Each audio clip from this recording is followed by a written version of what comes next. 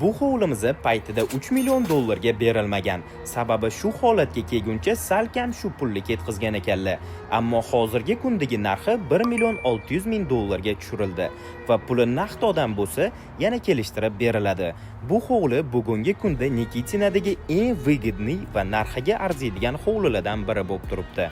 Sabablarini sizlarga birma-bir keltirib beraman. Hovlimizning umumiy yer maydoni 908 sotu. Hozirgi kunda Nikitinani yaxshi ko'chalarida 1 sotu yer narxi 100 mingdan 120 minggacha bo'lyapti.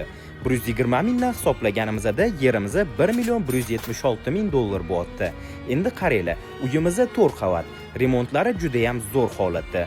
To'liq mebel texnika bilan jihozlangan. Hovlimizda shunaqa baland magnoliya daraxtlari va qimmat archalar ekilgan.